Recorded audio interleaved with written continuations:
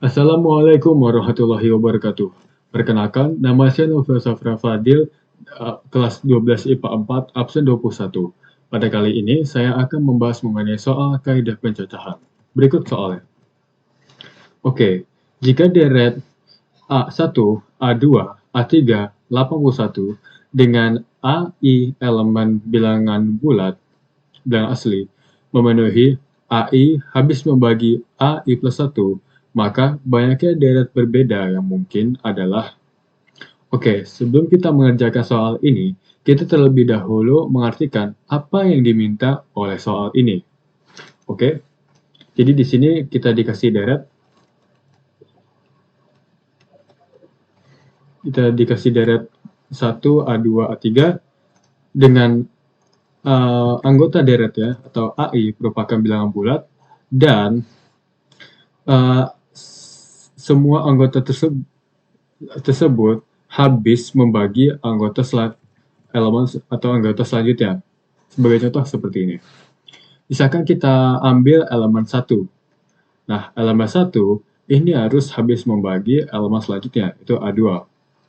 Misalkan kita bilang A2-nya itu 5 gitu, boleh. Ini memenuhi. Atau bahkan A2-nya tetap 1 juga boleh.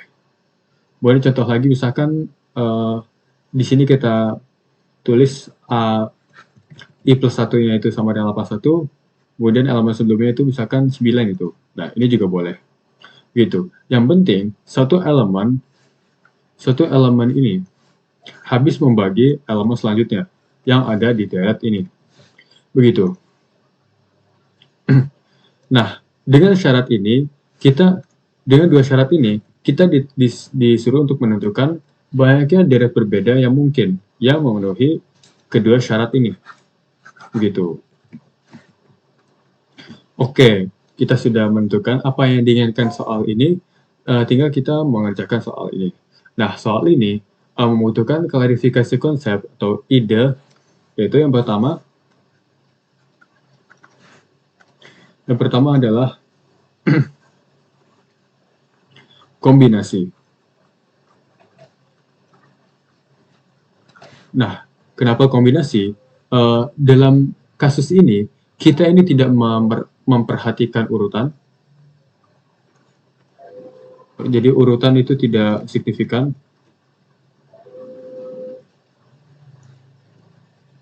Tidak diperhatikan. Sehingga kita lebih memperhatikan pada angka nilai-nilai dari setiap masing-masing elemen. Dan di sini karena tidak dibilang deretnya tidak boleh sama anggotanya, jadi kita bisa bilang kalau misalkan A2 itu boleh sama dengan 1, A3 yang boleh sama dengan 1. Mereka masing-masing elemen itu bisa sama dengan elemen yang lainnya gitu. Dan sadari bahwa jika satu bilangan itu habis membagi suatu bilangan lain, maka bilangan yang habis membagi itu atau AI dalam kasus ini itu lebih kecil, itu kurang dari atau sama dengan elemen yang dibaginya gitu. Seperti ini ya contohnya ya.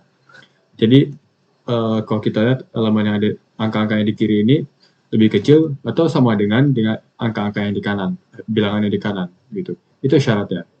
Nah, artinya jika deret ini memenuhi syarat ini yang kedua, maka deret ini dipastikan terurut dari bilangan terkecil hingga bilangan terbesar. Gitu. Hal ini lebih memperkuat kalau kita itu tidak memperhatikan urutannya, karena toh pada akhirnya jika kita ambil sembarang angka untuk A2 dan A3, kita harus mengurutkannya dari terkecil hingga terbesar, begitu. Oke.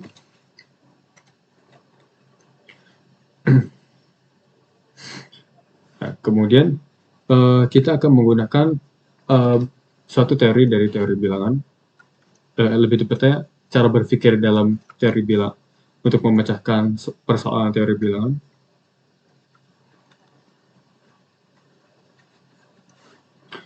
Nah, kemudian di kombinasi yang ini nanti kita akan menggunakan trik stars and bars, tapi kita modifikasi.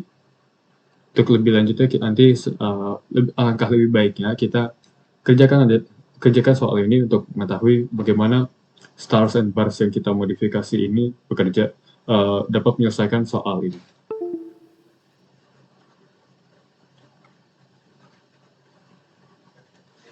Oke, nah yuk kita kerjakan. Oke, jadi yang sadari juga kalau misalkan sadari juga bahwa deret ini itu terdiri paling kirinya itu merupakan 3 pangkat 0. Kemudian elemen paling kanannya atau paling besarnya itu 3 pangkat 4. Nah, karena kita memiliki syarat bahwa suatu elemen itu habis membagi elemen selanjutnya, maka dapat kita simpulkan kalau elemen di tengahnya atau A2 dan A3 itu merupakan pangkat dari 3. Karena sederhananya, kalau misalkan kita memiliki faktor selain 3, maka syarat ini otomatis tidak akan terpenuhi. Gitu. Oke. Nah, kemudian berdasarkan fakta ini, bahwa satu elemen yang habis membagi elemen lain, elemen yang membagi tersebut lebih kecil, kurang dari atau sama dengan elemen yang dibaginya, maka bisa kita simpulkan juga kalau nilai dari M itu kurang dari sama dengan N, kurang dari sama dengan 4, dan lebih dari sama dengan 0 gitu. Oke. Nah, sekarang kita sudah menyederhanakan soal yang menjadi bentuk seperti ini, di mana kita ingin mencari banyaknya pasangan bilangan M dan N yang memenuhi syarat ini, atau semacam persamaan yang ketidaksamaan yang sudah kita dapatkan. Begitu. Oke. Nah.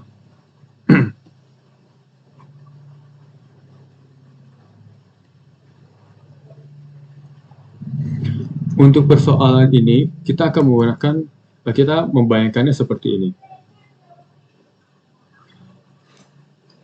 Misalkan kita langsung saja perhatikan pangkat-pangkatnya aja ya. Kita perhatikan pangkat-pangkatnya aja. Jadi ada 0, M, N, 4. Nah, misalkan kita ambil contoh yang memenuhi adalah yaitu 0, 1, 3, 4. Nah, kemudian saya gambarkan semacam garis bilangan.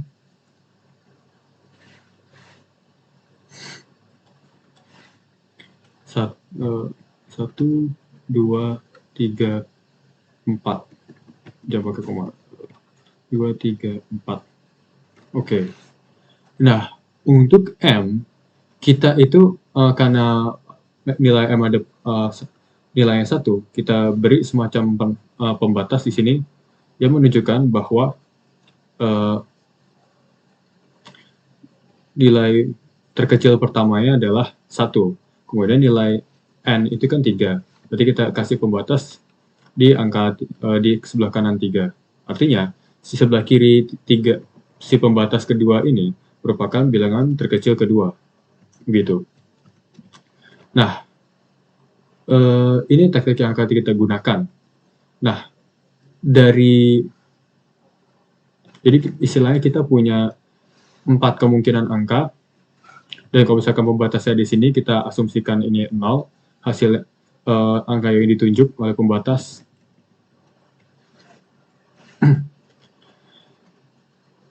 Nah, kemudian tinggal kita, karena setiap penunjukan ini atau kasus seperti ini menunjukkan satu kemungkinan atau satu deret yang mungkin, berarti tugas kita sekarang adalah untuk mencari permutasi dari objek ini, gitu. Nah, oke. Kita anggapnya seperti ini. Total elemennya kan ada 6 ya. Soalnya angkanya ada 4 dan pembatasnya ada 2 gitu. Ada 6. Nah, kita anggap elemen angka itu kita anggap sebagai elemen angka saja.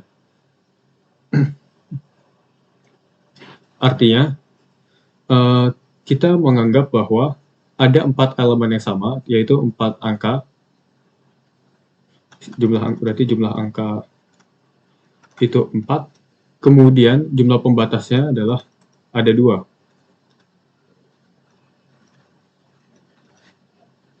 Begitu. Nah, untuk mencari permutasi dari objek ini, kita bisa hitung dengan menggunakan rumus yang kita biasa pakai, yaitu n faktorial jumlah elemennya per faktorial dari elemen-elemen yang sama, itu 4 faktorial, 6 faktorial, begitu. Sehingga kita dapatkan di sini 6 kali 5 kali 2 itu sama dengan 15. Ini jawaban kita. Gitu.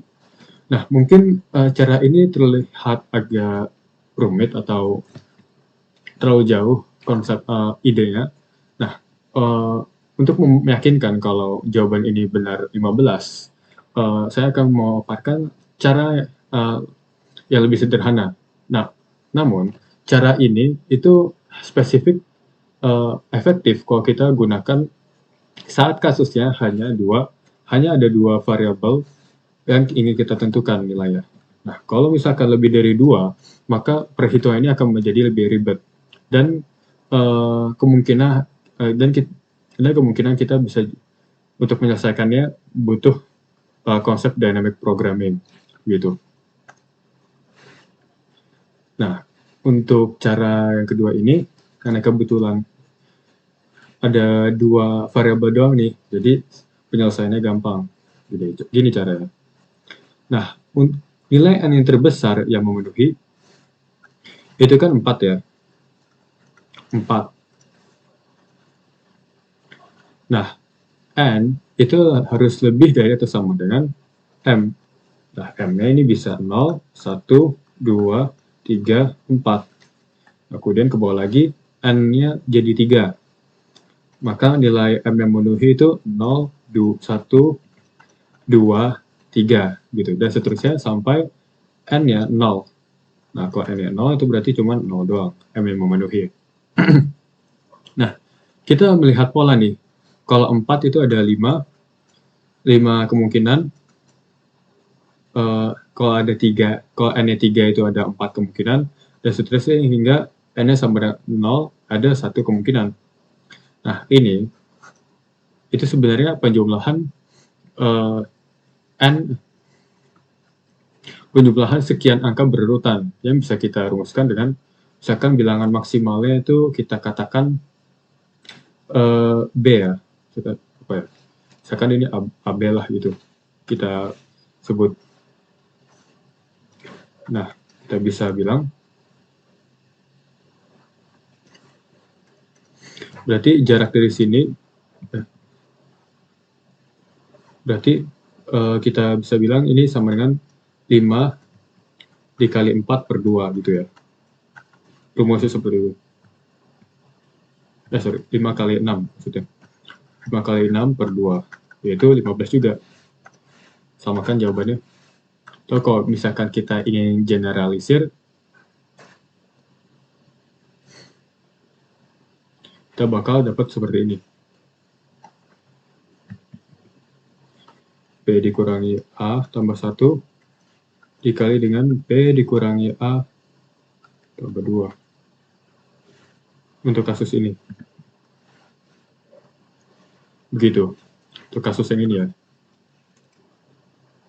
Atau sebenarnya karena A-nya sama 0 ya kita langsung aja.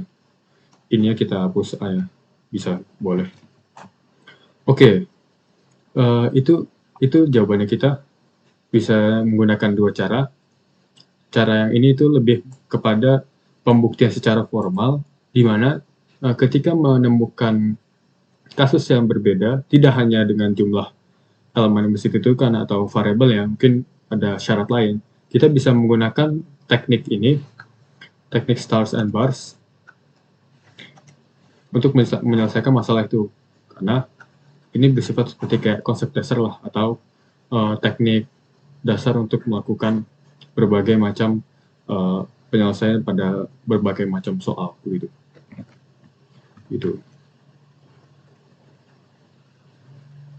Oke, sekian dari saya, kurang lebihnya mohon maaf. Wassalamualaikum warahmatullahi wabarakatuh.